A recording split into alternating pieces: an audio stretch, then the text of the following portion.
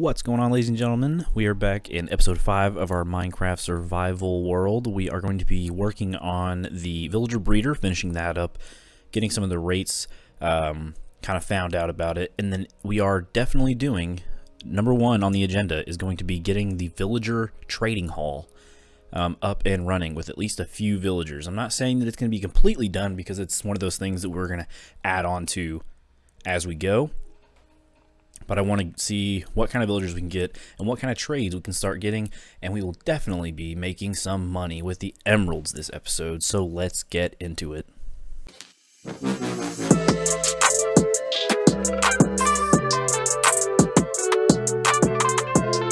And first of all, if you haven't already noticed, we have fixed the frame rates and the weird lag pixelation thing that was going on in the past couple episodes.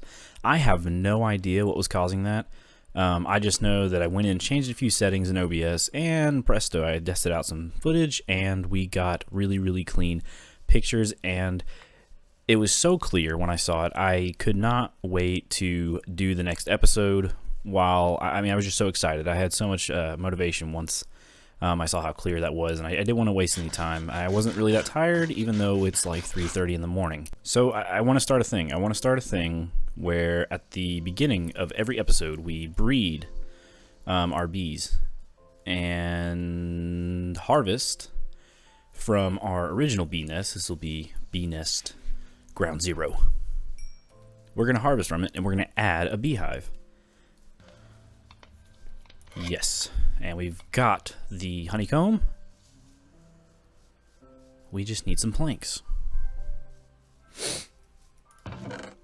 There's some planks. And boom, beehive.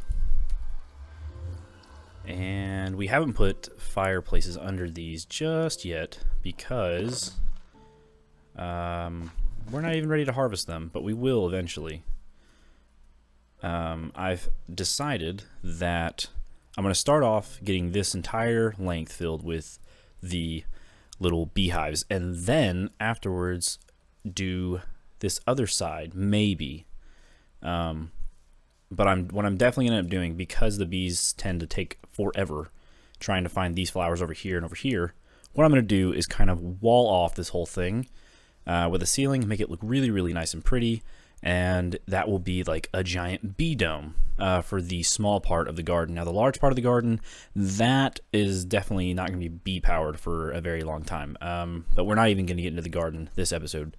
We are strictly focused on getting this villager hall made. Now, if you remember in the last episode, we went ahead, excuse me, we went ahead and we made our nether portal link up to the village that was way over there. It's way over there, or not this one over here, the one past this one, because this one got raided. And that is going to allow us to go to and fro from our villager breeder and now villager trading hall. And off we go. Okay, and we also, this is totally off camera, we've obviously done something different here from the last video you guys seen. We have fancied up our nether portal entrance. We've just repositioned it, put a wall around the area. This is kind of where we're going to AFK everything. Any farms over here, we'll just AFK from right here. So we just transport in from our house through the nether into here, and that is going to be for the villager breeder. Now, these guys are working on their own, doing their own thing, and I don't know why, but it works so much better. It was working like halfway last time. It really wasn't doing well. They would start to breed and then one of them would get angry. So if you're having this problem, try copying this design right here. So we just have the one point with the, here, let me just get in here real quick. We have the trapdoor here and the trapdoor here. Now this trapdoor goes down, and this trapdoor you can come from underneath facing the way I'm facing and place the trapdoor and open it, and it should open towards them.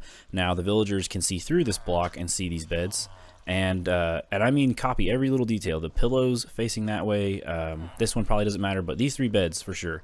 And the reason I put a 4th bed is just in case one of the baby villagers is still trying to aggro on one of these, it can go ahead and do a second baby villager while he's still trying to figure out the beds are in there. So it is working. I don't know how fast it works. I haven't really had a chance to test that out. Didn't really AFK it very long. Now the baby villagers flow down this way. Let's see if I can get up in here so you guys can see. So yeah, so I just got a trapdoor on either side. I let the water flow to its full extent and then put the trapdoors on either side, just simply placing them on the wall and flipping them down. And then place another 2 water source blocks right here. And I haven't had any troubles keeping the baby villagers from going back in there. So we have 2. Okay, so we have 1 baby and 1 adult. So this is great. This is just a chest full of junk that I left over here.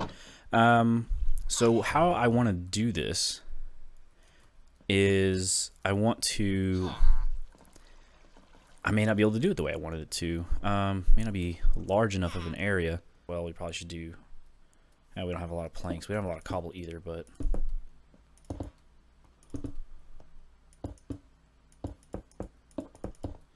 probably change this out for glass later. It would look so much better.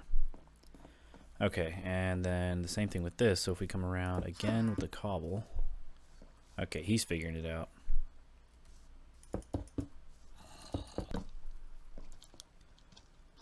I don't think there's a way for him to actually. Okay, so we definitely need to put like planks or something, right? Yeah, planks would look good. Or not, you know what I mean, slabs. Okay, let's see if that would do it. Yeah, let's try that out. Alright, go ahead and get in that bed. And then put this right here. Alright. And then he should be stuck there forever. We can go ahead and get this one in position.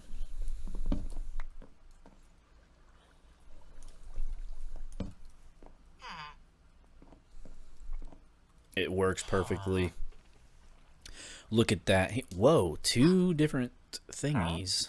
We need potatoes to, I think, lock this particular one in. A potato trader. How magnificent. First try. First try. And here we go. There we go. And let's just keep it yellow. Or gold, however you want to say it. For now. And every time we come over here, we can lock the baby villagers in. Especially if it's nighttime. So let's run over to our base. Are they doing it right now? Yuck.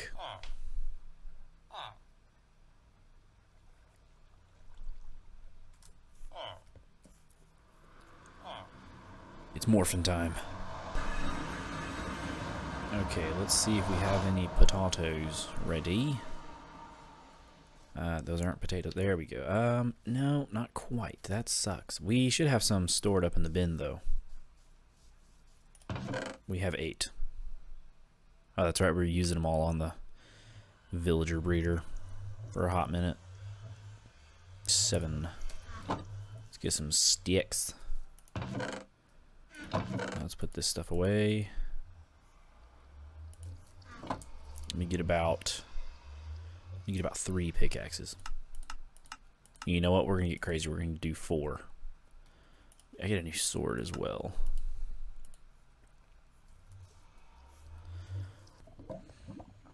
So if I haven't explained it already, how I do the mining is I am currently at, did not mean to screenshot, I'm currently at y equals 12 here, but I dropped down on accident a level to y equals 11 there. Now, there's nothing wrong with standing on y equals 11 because you're looking at 12 and 13. There's nothing wrong with being on 12, but mining the actual level y equals 12 in either the top block or the bottom block at your feet is actually really good as well. That way you're not, you know, 1 block down or 1 block above. So if you're sitting on top of 12, you could very well be standing on the block just above the diamonds. This just gives me a little bit more foot room. I would say that the diamonds are more often deeper than they are shallower. So I just do that. So I mine very, very, very far, probably close to 200 blocks in a straight line. And then once I get to where I want to stop, I simply just start coming back and I mine 13 to 16, however much you want to do it. But if you do 13 and then plus the one right here, that's 14 blocks. That's just inside an entire chunk, which is 16 by 16 if I'm not mistaken.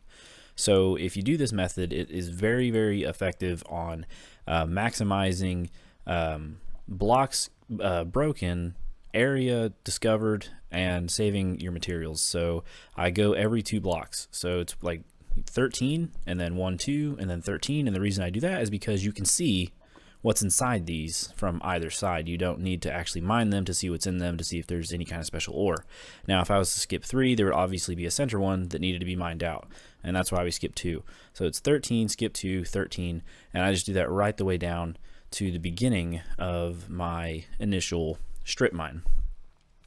And it works pretty well. And then another tip to just maximizing material before you have fully automatic farms on everything, especially iron, is do not break your tools all the way. Let them get down to where they have no red. You can see down on my sword it has red hit points left. When it's absolutely 100% gone but not broken, put it away, because you can smelt it for iron nuggets, and then every 9 tools, which it takes a while, but every 9 tools you get 1 ingot left. I know it seems like nothing, but it is called recycling, people. All right, we're keeping Minecraft green. Know down in the comments how much you guys think we're gonna get on this montage. It's gonna do for this about probably like 45 minutes to an hour. Let me know how much you think we're gonna get out of this whole montage.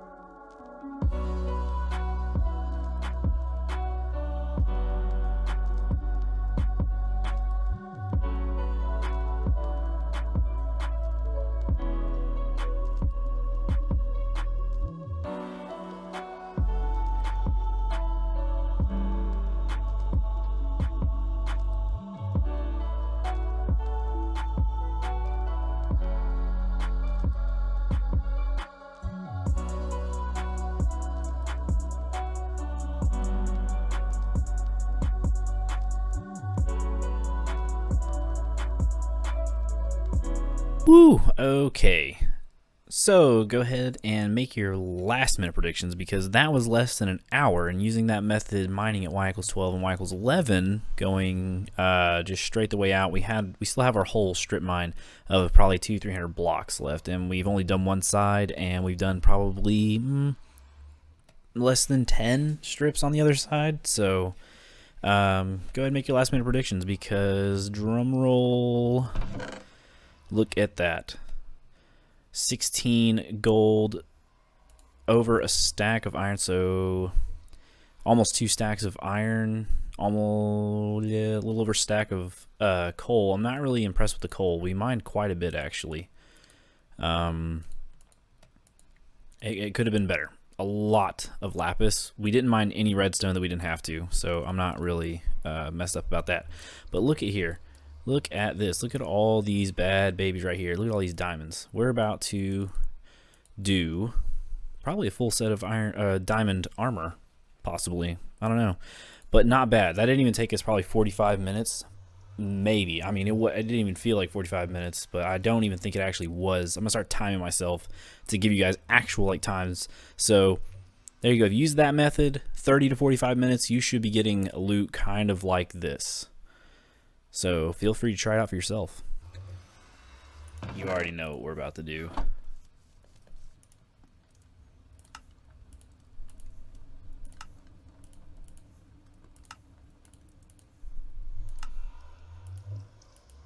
Oh, only 8 left. Worth it. Worth it. Look at it. Look at it. Oh, wait, we gotta take this off. Oh. Ladies and gentlemen, it is that point in the video where you jump down to the comment section and tell me what you think we should be doing in this world. Any tips and tricks or anything I'm not doing right, or things I think I should be doing, rather. Another way, or a way that you prefer, or something you think that would make my life a lot easier. But mostly just things you guys want to see. Something made or something covered. Maybe even if you guys want me to start doing tutorial videos, because I was thinking about that, and I would do that if you guys wanted me to. So, yeah. Just take a break for a second and think about that. Jump down in the comments. But if you have not already, go ahead. Take 2 seconds. Jump down there and press that subscribe button. Hit the notification bell. And if you're really enjoying this video, leave a like. It helps me out a lot, and I really appreciate you guys' support. Let's get back to the video. I see sheeps everywhere.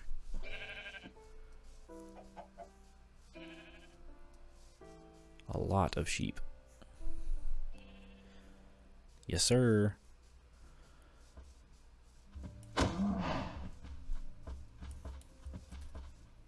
Why are these so fast? There we go. Did we get any leather? We did. Okay, let's get that in our hotbar so we can keep track of how many we have. And nice. We don't need too many. We just need, I think, oh, I want to say it's only like 1 leather per book. Could be wrong. And if that's the case, we only need 3 leather technically to get 3 books to make 1 bookshelf. Alrighty. Alright. Now this one is going to be a little bit challenging. Let's do it like this. Hi, how are you? Okay. And then let's do... Okay, let's get it right next to us.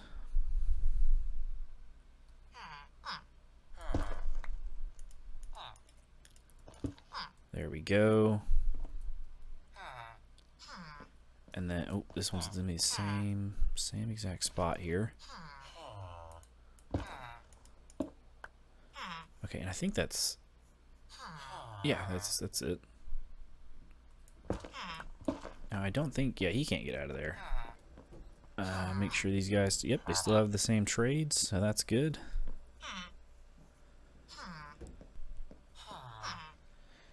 Okay, I don't think we're gonna let these guys like 100% grow up in this episode. I just wanted to get the outline of this done, and it's looking really good. So obviously our baby villagers come up through here, and they are aggroed to the beds in here. Now we've only got enough room as of right now to house 2 more villagers, because we have a baby here and a baby there. Now we have 3 farmer villagers, and both of these guys are potato farmers, and then this guy will do the same thing too. So we will break this and place it. If you guys were wondering how to do that, by the way, if you want a specific trade from a villager, all you have to do is break their workstation, let them lose the job, and then replace it before you trade with them. Do not trade with them if that's not the trade that you want. So just break the block, let them lose their job, place it again, let them take it again, and then check their trade and see if it's the one you want. And the goal is to sell potatoes to all 3 of these guys so that we can just have one massive potato farm back at our main base. And then this guy is going to be our first librarian. All 3 of these are going to be librarians. The first one we're going to try and get is a mending villager.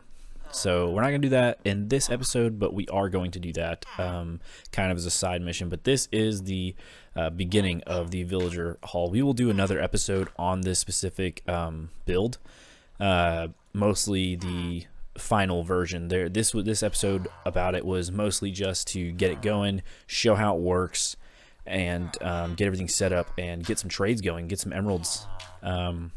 So I think to finish this off on this video, I think we're going to hop back over to our main base and start working on our first main flow of income, which is going to be potatoes and sugarcane. And I don't think it quite reaches this last corner, but I also think that it's close enough it doesn't matter. So we go out 1, 2, 3, 4, and then we connect it.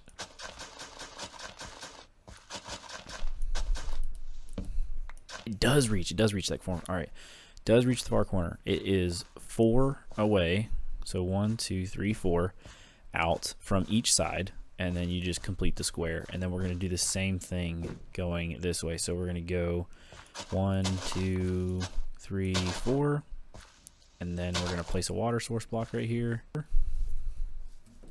1, 2, 3, 4, and 1, 2, 3, 4, and then we just fill it in.